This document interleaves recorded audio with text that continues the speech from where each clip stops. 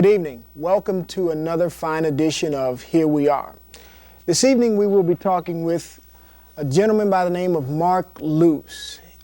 He is a PhD candidate at the University of Chicago in the Department of Middle Eastern Studies. Mr. Luce has been brought on to our program to discuss with us the recent events surrounding the attacks on September 11th.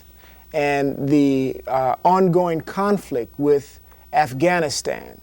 Mr. Luce has a background in linguistics or Middle Eastern studies, but Near Eastern. Also he has spent some time in Afghanistan. He's going to bring some insight and some context to our conflict and give us some understanding as to how we got to Afghanistan and some of the factors that are involving the conflict that the public may not necessarily be privy to. Welcome to the show, Mr. Luce. Thank you for having me. Why don't you share with our listeners some of your background and your area of expertise with regard to Afghanistan? Well, my dad was in the Air Force, chaplain in the Air Force, and so that's where I went to North Africa and lived in Libya for 3 years. And after that time, I just developed an affinity for the Middle East and have wound up living there for almost the past 25 years. First as a Peace Corps volunteer in Afghanistan, and then in Abu Dhabi in the UAE for 7 years, in Pakistan, in Iran, in Jordan. But see, the difference between in working with Afghan refugees in Peshawar, Pakistan from 1987 to 1991, I was really able to see a transformation or a change from the Afghans that I had known in the early 70s when I was a Peace Corps volunteer there. Okay. And what was your specific interest in that area of the world? Was it that your dad had some relationship to it, or? Well, it was probably, I started out, in North Africa with the Roman ruins of Sabratha and Leptis Magna, and from that thought that I wanted to become a classical archaeologist. Then I went off to university and got a degree in classics, but then immediately then joined the Peace Corps, went to Afghanistan and started studying the language and the people, and it was at that time that I decided that I wanted to get into Near Eastern studies. Okay, now before we get into the nits and grits of what's going on in Afghanistan, why don't you tell us what you're doing now and how that is relative to your past, your history, and where you've been? Well, right now I'm a PhD student at the University of Chicago in the Department of Near Eastern Languages and Civilizations. My main area of interest is the medieval period, interested in early Islamic thought from the 4th century, both in Persian language and in Arabic. But besides being a medievalist, having lived almost half of my life in the Middle East, I have a real interest in the present and what's happening there now. Now, why don't we talk about that?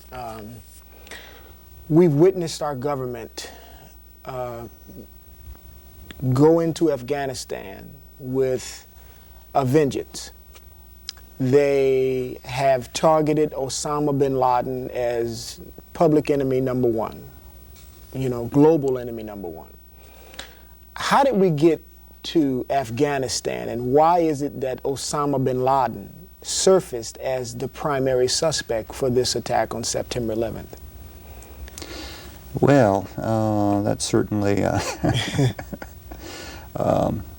could give you a long answer, but But right now, probably the best thing would be to maybe give you a short answer and then maybe come around to a longer explanation.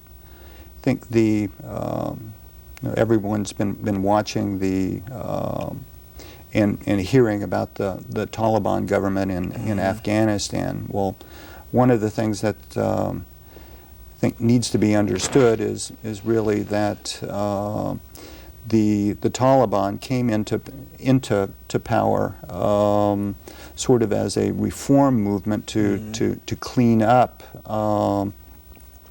a chaotic situation that was created after the Russians left Afghanistan in 91, and the communist regime fell in 92. So there was an interim Afghan government from 92 to 96. And this was just sort of patched together power sharing arrangement, and it didn't work at all.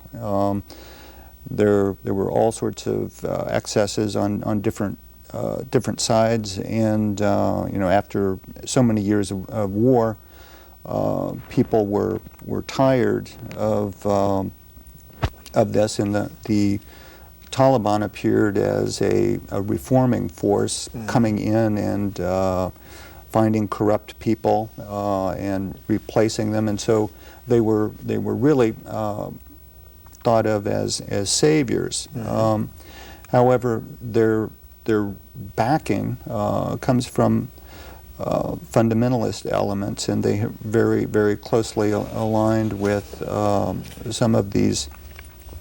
Well, actually, in the Arab world, the Arabs who went to Afghanistan to fight with the Mujahideen are actually referred to as the Arabs. But say from 1985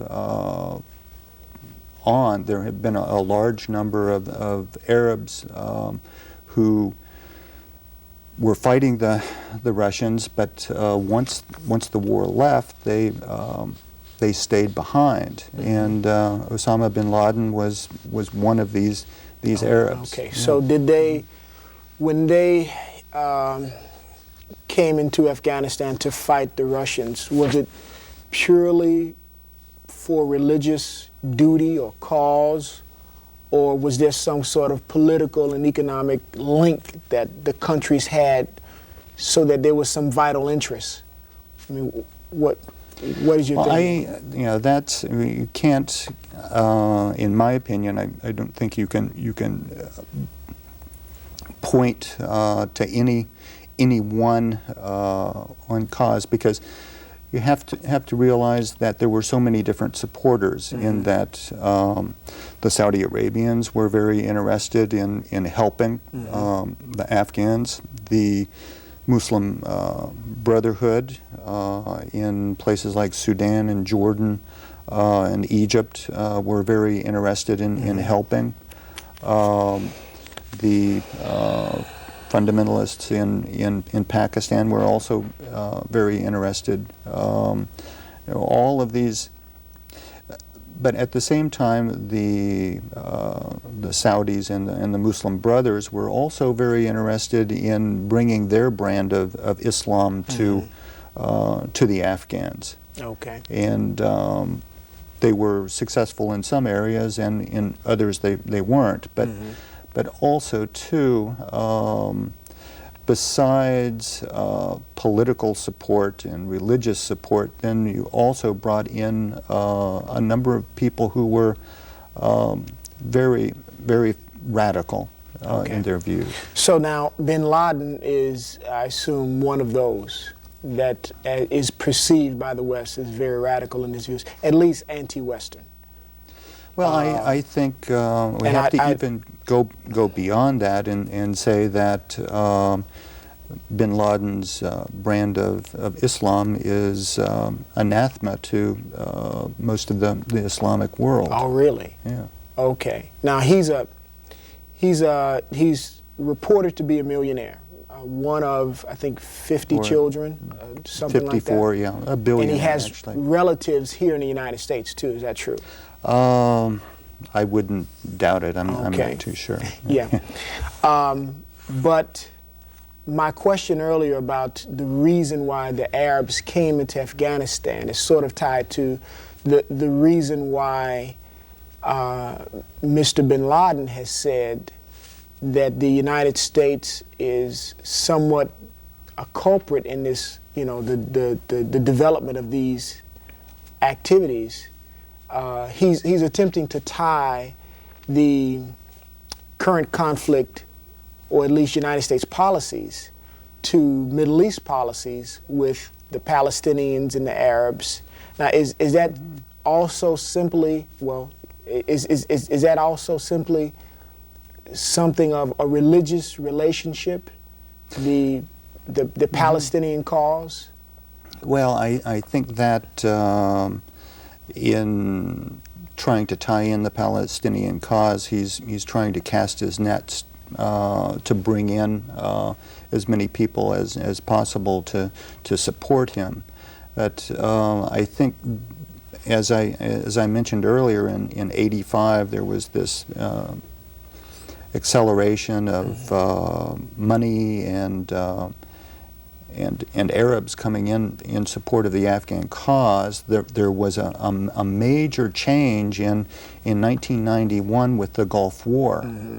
And this is with the garrisoning and stationing of American troops on Saudi Arabian soil. Okay. And this is something which is anathema to bin Laden and his followers, because they believe that this is, you know, desecrating their holy land, and that this is something that shouldn't be tolerated. Okay. And that is, we can say, probably 1991 was a turning point where, yes, there were Arab groups together, but then there was this Gulf War, and the stationing of American troops caused a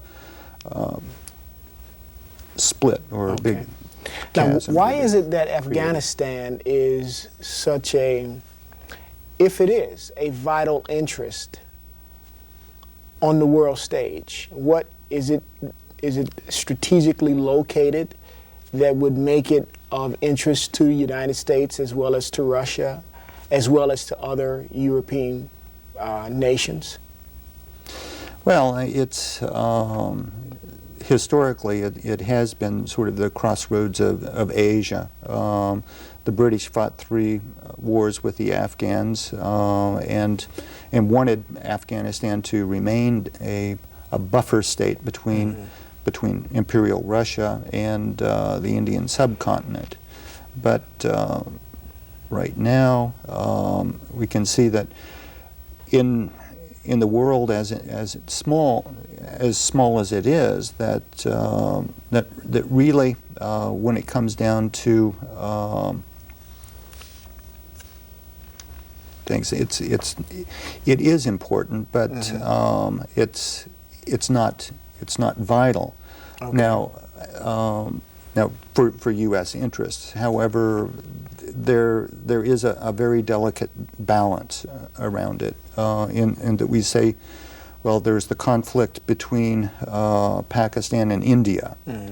Then there's also Iran. Now, traditionally, the Afghans have, well,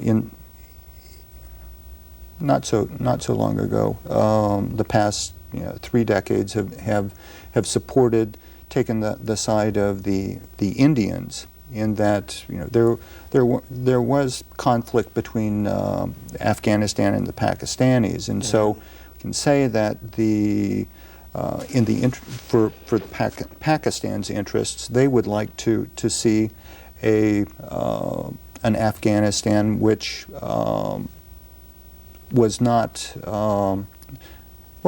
was in alignment with them, and didn't pose a threat. Okay. Okay. There's also the religious differences between, you see, Iran, which is predominantly Shia, and where Afghans and the Pakistanis are predominantly mentioning Iran, Sunni. I came across some material that talked about the vast amount of oil reservoirs in, I think, some area of Pakistan or near Iran, or somewhere in that area.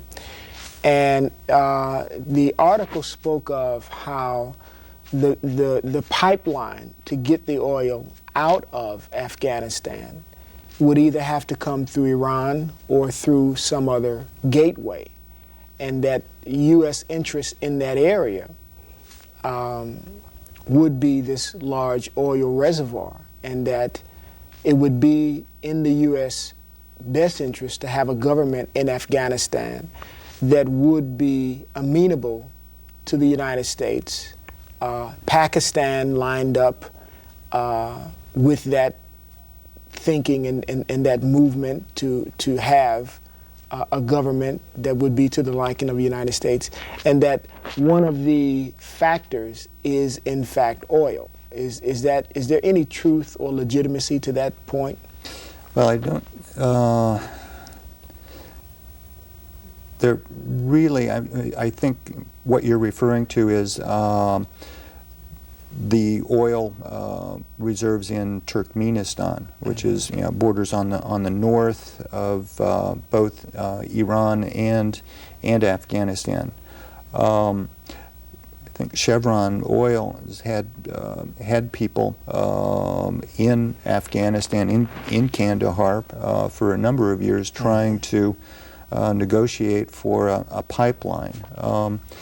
If we look at the oil in the former Soviet Turkic republics, there's quite a bit of oil there, a lot of exploration, etc. And just at this point in time, as U.S. relations with Iran are very strained or haven't been reestablished, the United States government has not wanted to see any major pipelines going through Iran. Right. And so the one solution would be to build a pipeline from Turkmenistan through Afghanistan into Pakistan, and to have that. So, yes, that that was something that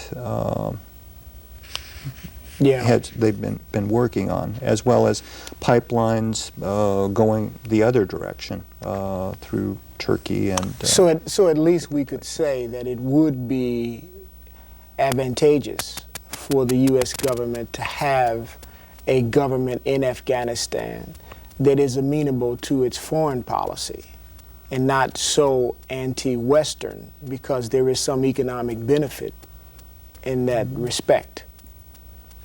Right, but then just looking at the Taliban government, if we really look at it, before all of the hostilities began in Afghanistan against the Taliban regime, there were only 3 countries, Pakistan, the UAE, and Saudi Arabia, that recognized the Taliban government.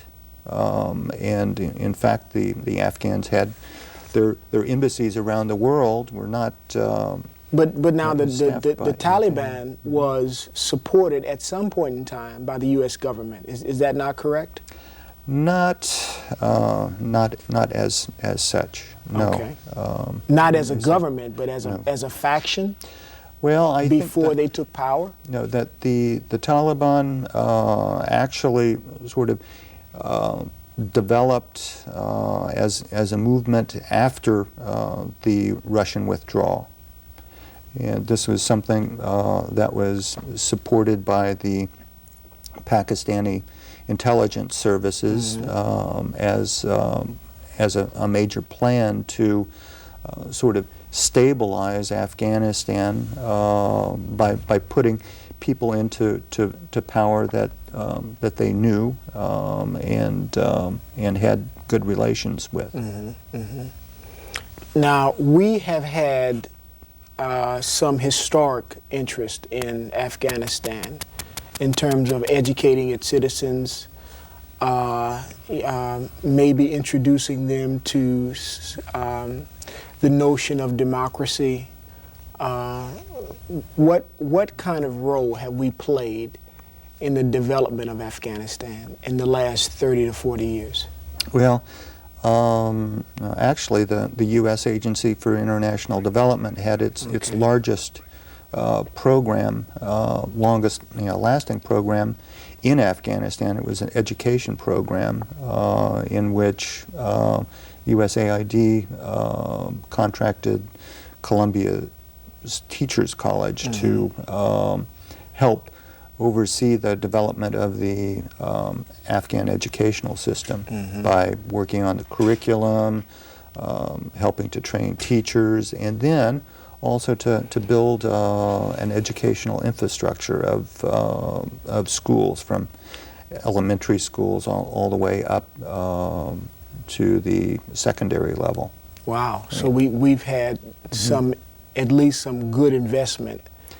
And in the also area. Also too, at Kabul University, well, Afghanistan has always been rather strange in that really for the past during the kingdom of Zaire Shah, really anything that happened in Afghanistan came about through foreign aid, these inputs, because your question earlier about the importance of Afghanistan as a strategic point, when there was this Cold War between the Soviet Union and the West, it was a bone of contention. Okay. But say the Americans also supported the engineering faculty and education faculties at the university, but all of the different faculties were divided up. The French were in charge of medicine and law. The Germans did political science and economics. The Arabs did the faculty of theology, and then also, not to be outdone, then the Russians came in and said, "Oh, we'll build a polytechnique for you." So everybody had their hand in some way in the development of Afghanistan during that time. Right. Good. Right. Why don't we pick it up from there? We're going to be right back in a few minutes. I hope you stay with us. Welcome back. We are here with Mark Luce of the University of Chicago. We're talking about Afghanistan and the U.S. government's current conflict in Afghanistan. On the break, we were talking about one of the reasons why Mr. bin Laden chose to go to Afghanistan, and how it's not completely, it is reasonable to assume that the perpetrators of the September 11th terrorist attack, could have come from that area of the world, given the kind of military training and terrorist training that has taken place in that area. That's true. Right. Okay. Yeah. No, I think that that Afghanistan for the past 20 years has been sort of a training ground for some of these more radical Islamic groups, such as Osama bin Laden and Al-Qaeda. Al-Qaeda. Right. That's the organization. The overall organization, and there is a lot of a lot of speculation as to really who the real mastermind behind this whole terrorist network is. Osama bin Laden is up there, definitely. He is part of that group, and because. But from what I understand, you're saying he's more of a financier.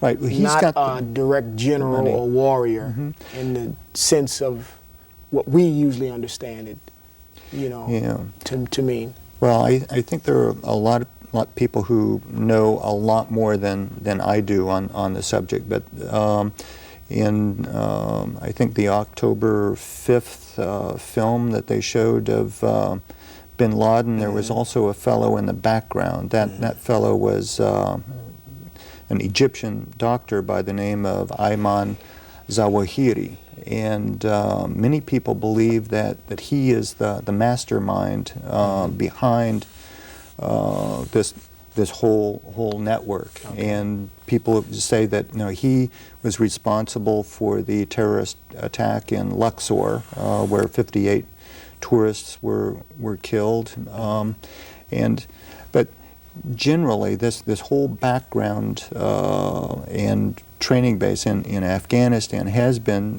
used as a safe haven and a staging ground for launching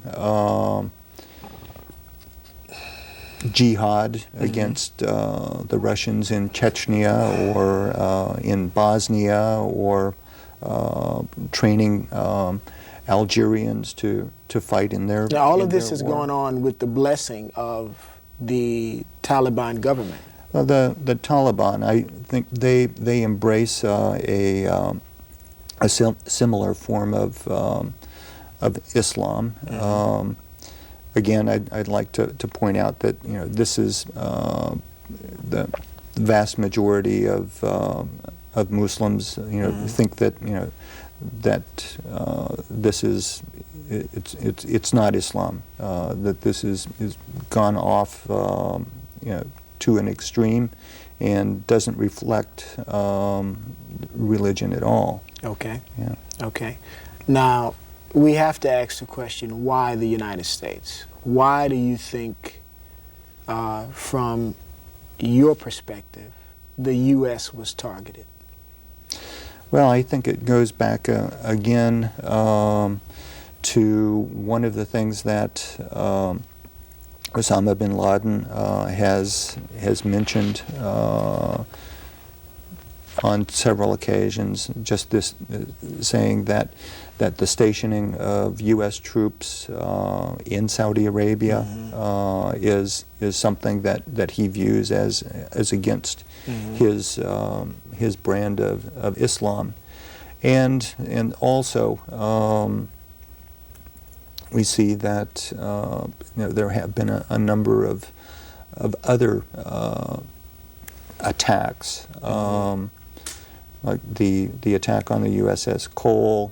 There was also the bombing at the Trade Center earlier. I don't know. It's my opinion that that the September 11th events were a major work to get revenge for their failure on the Trade Center attack.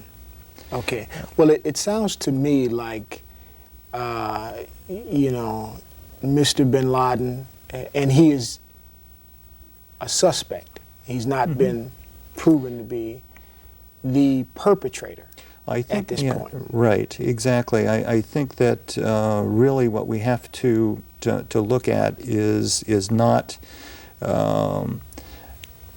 an organization that has a head and is centrally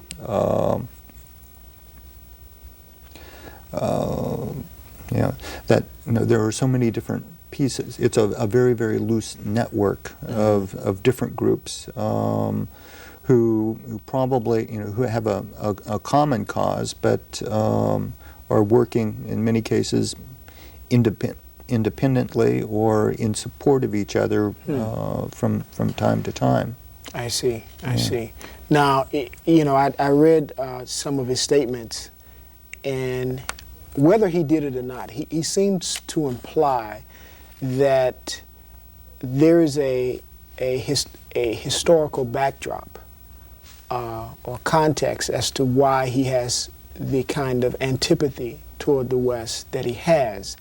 And it's not simply what the U.S. or Israel have done in recent years. It's dating all the way back to the colonial era when the majority of the Muslim world population were carved up, and then the establishment of Kuwait, Jordan. I mean, it's just Western influence, period, since the time of colonialism, or since the days of colonialism, all the way up until today. And the continued presence of Western ideology, influence, lifestyle, and how that may be disruptive to the practice, the puritanical practice of Islam. I mean, that's sort of what I read in his statements. Is that far off base, or? Well, I think probably if we look at everyone's familiar with the term globalization. Mm-hmm. The world has become smaller and smaller, and what that has done is it's changed mankind in many different ways.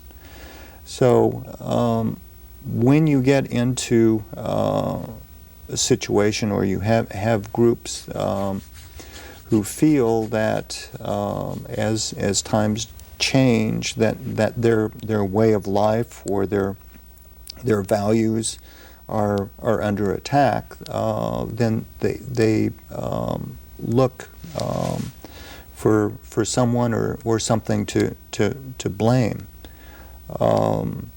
It used to be where you could seal yourself off in the world. Saudi Arabia for the longest time sealed itself up, and I think it's only been 2 years since it's been able to have internet access inside the country. Of course, people could call out and make up connections, but also by controlling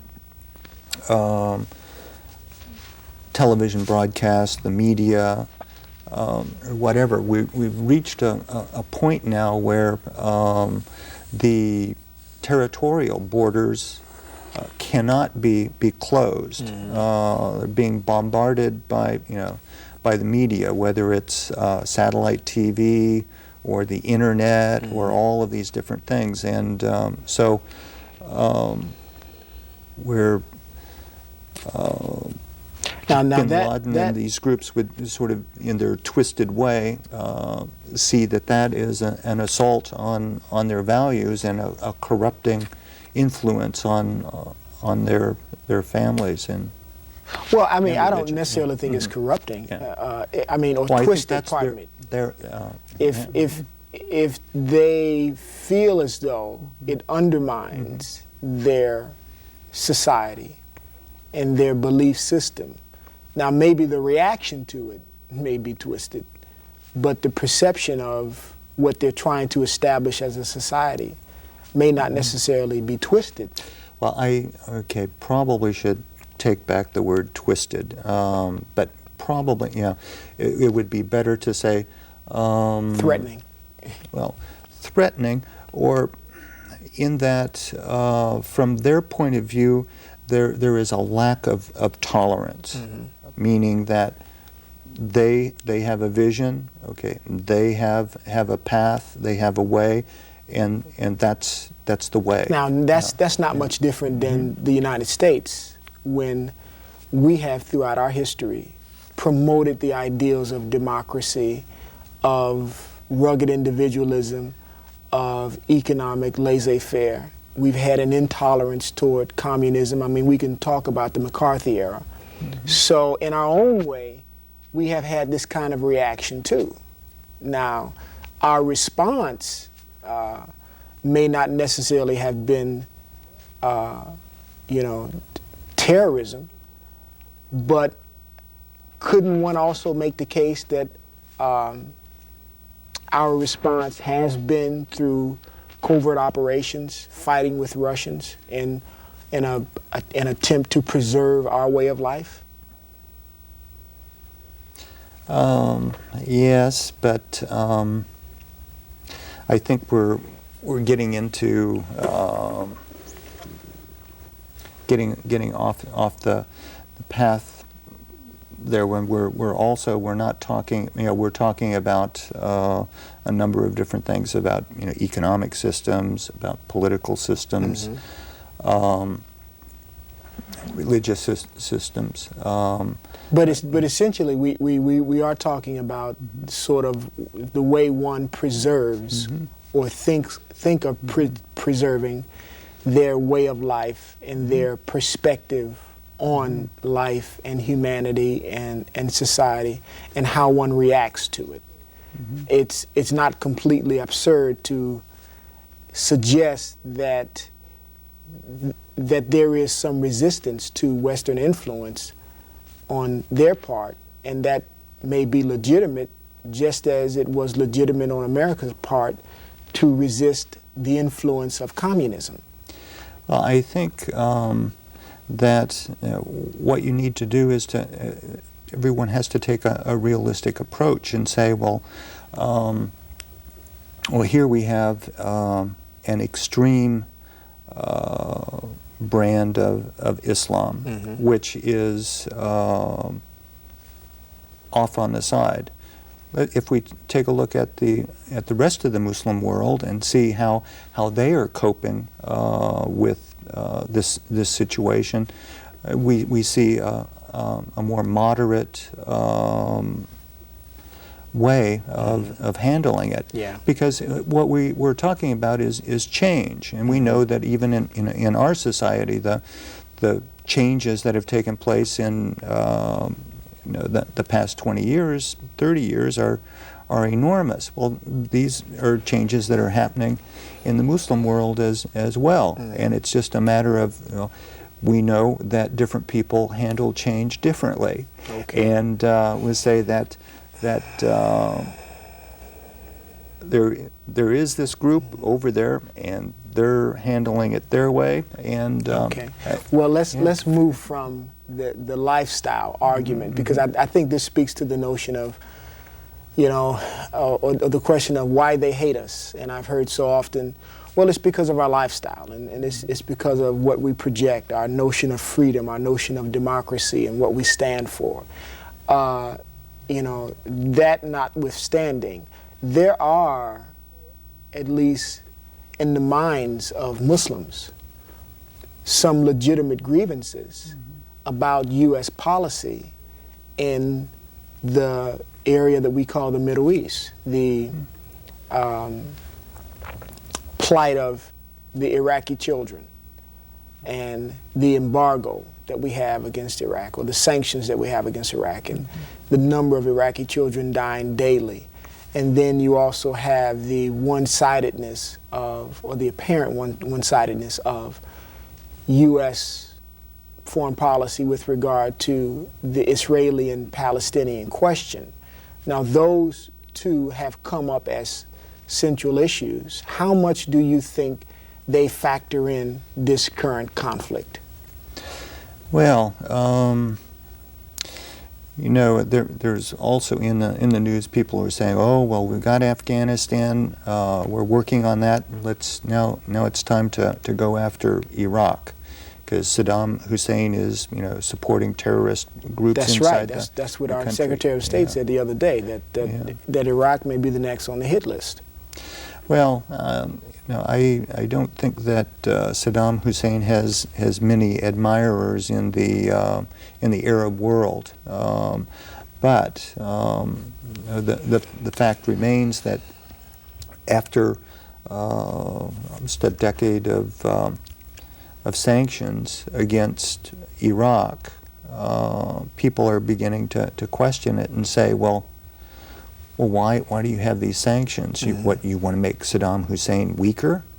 Well, if they and we can look and say that, well, no, Saddam Hussein is not weaker than he was in 91.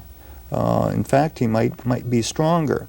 Well, what has been the result of this, of the sanctions? And that has been that the infrastructure inside Iraq has not been able to be rebuilt, and that countless numbers of women and children have died, basically, because they haven't had enough medicine or potable water. You say before the Gulf War, Iraq had the best medical system in the entire Middle East, and but that was, you know, totally destroyed. Water systems, city systems, you know, the water is not potable. It has to be boiled or disinfected before it can be drunk. So, you know, you have mothers mixing baby formula with contaminated water. You've got a bad result. But also, too, you know, it's very easy to look at a country and say, oh, well, that's a country. Okay, yeah, they're all the same, but there are connections and links. And getting back to this thing that you mentioned, you know, colonialism. It does, you know, talk about the artificialness of these national boundaries. We can say that Jordan has a very, very, very strong affinity to the and connection with the people of Iraq, and actually, it's very interesting to focus on Jordan because King Hussein was one of the principal, along with, you know, Anwar Sadat, of bringing about a peace between the Arabs and the State of Israel. It's been a cold peace. It hasn't been an enthusiastic peace, but there has been something. But I want to go back to the approach that the U.S. administration is taking toward Iraq, because I see it somewhat akin to its approach in dealing with the Afghanistan question. I mean, how effective do you think it is for the U.S. government to deal with an unsavory element of a country in a way that makes the people suffer? Because, you know, as you mentioned earlier, women, children, elderly people are dying in Iraq because the United States government does not like Saddam Hussein and his regime. Well, that's similar to the U.S. government trying to target Al-Qaeda and Mr. bin Laden, but doing it in such a way that, from what I read, maybe 100,000 people in Afghanistan will die directly or indirectly because of the war and the winter, and that there will be several million displaced people because of the war. Now, that's really taxing on the people who are not responsible for this. So is our approach to addressing these kind of issues, when it comes to specific elements inside of countries, is there a better way of doing it without inflicting so much harm, pain, and suffering on people in that particular society?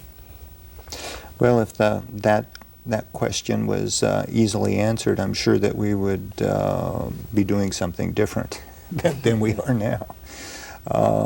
But the fact remains that I think that in, you know, Afghanistan, there was an identifiable group which was actively, currently plotting, planning, and carrying out terrorist activities all throughout the world. There's a lot of stuff that we don't hear about. Why don't you hold that? Let me come back to your answer, and we're going to go to a break now. So I hope you continue to join us. We're having a delightful conversation with Mr. Luce of the University of Chicago. See you back in a few seconds. We're back, and evidently so are you. Thank you for rejoining us. We're having a marvelous discussion with Mr. Luce about Afghanistan, the United States war in Afghanistan, and we were talking off air about this continuing question about how do you deal with populations that may be inside of a nation doing engaged in terrorist acts, or even a government that may be engaged in terrorist activities without doing so much collateral damage and harm to the people of a nation. And you had some opinion about that. Mm-hmm. I was saying, well, the situation in Afghanistan at the moment, the attack on, the effort, the movement to remove the Taliban from power. We can see there's been lots of talk about having the ex-king of Afghanistan come back and act as a catalyst for bringing together the different groups to reach some kind of consensus on how Afghanistan could be governed in the future. However, getting back, moving to the west, to the Iraqi situation, it's easy. Many people would say, well, they don't see any real difference between the Taliban government in Afghanistan supporting and being propped up by Osama bin Laden, or Al-Qaeda, with all his financing, and Saddam Hussein, who has been promoting terrorism and having terrorists, train in his country. Now, in the past, like 40 years ago, the U.S. government would have had no hesitation in taking him out and removing him. But now I think the difference between Afghanistan and Iraq is one where we say, well, we definitely know more of what the situation is in Afghanistan, and all of the problems and suffering that has been created just by that situation of a continual war for over 2 decades. But what if the regime in Iraq were to be taken out? What are the implications? It's not as simple. Well, it's never simple. But think of the long war that the Iraqis fought with the Iranians, the Kurdish situation. What if the regime, Saddam Hussein, was to be toppled? What would replace it? Would there be chaos? What was it, $14 million or some large amount of money was granted by the U.S.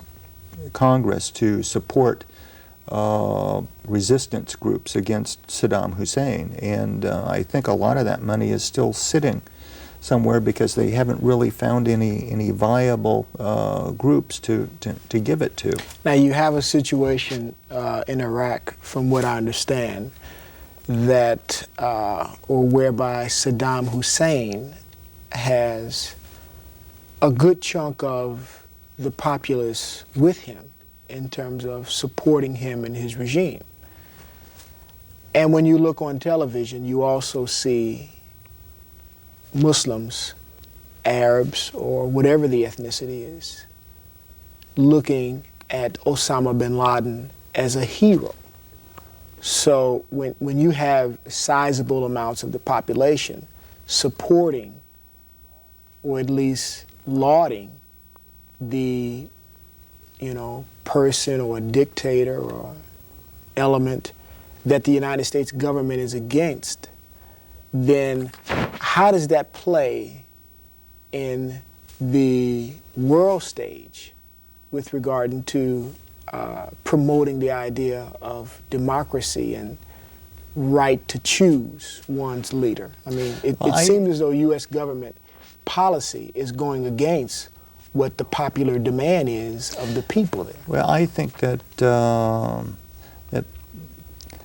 I don't agree with saying that there is a support for bin Laden and his brand of Islam. What I would say is that because there is a within the Ummah or the Islamic community this feeling of attachedness, and that there has been really a misinformation campaign where people saying, oh well, look, you hear in newspapers and different places all of these stories about, oh well, 4,000 Jews worked in the World Trade Towers, and on September the 11th, none of them went to work. That day, right? Okay. Well, I mean, there are all sorts of other. So, do you think there's misinformation that has been propagated in the Muslim world that has helped to bolster or boost up the image of Osama bin Laden? Right, I do, but I think it's not. I mean, his picture is now much more prominent, but it's there. I would say that it's not so much a boosting of him, but a reaction of anger against this death and suffering that has that's going on now. Now, see, I would think that would be in part, the result of the United States' unwillingness to make the evidence against bin Laden plain and open for scrutiny. I mean, if the evidence were made plain, then maybe you wouldn't have this kind of reaction in the Muslim world where bin Laden is the person who's been done the injustice, rather than the United States being done the injustice by bin Laden and his Al-Qaeda network. So what don't you think that a stronger case in the world community could be made if the United States government put the evidence before the people to make it clear beyond a reasonable doubt that their policy is just and their cause is righteous? Well, I mean, of course you could, but then also too, different people hear what they want to hear, and they see what they want to see, and I think when it what is this evidence? Other governments have said they have been presented with evidence and they are convinced, but is this something that your everyday ordinary man on the street in Pakistan or in Jakarta or Cairo or wherever can understand? What if it's a 500-page document of financial transactions and different things, but not a specific telephone conversation that was overheard or whatever? I think what right now people are want to do is to say, oh, that this is a Western crusade against Islam, and to stir up that sectarian religious. Yeah, see, I don't doubt that we stir could. The waters. I don't doubt that we could argue over the validity of the evidence. But to not have evidence presented, I think, is more harmful than arguing over it. I'm not going to argue with you on that. That's if there's a way to do that, then that would get rid of a lot of misunderstanding or doubt. Yeah. Well, I completely concur, and I think you've been a wonderful guest. We're right at the end of our show. We'd like to have you back sometime as this war drags on. Hopefully it doesn't drag on for long, but thank you for being with us, Mr. Okay, Luce. well, thank you.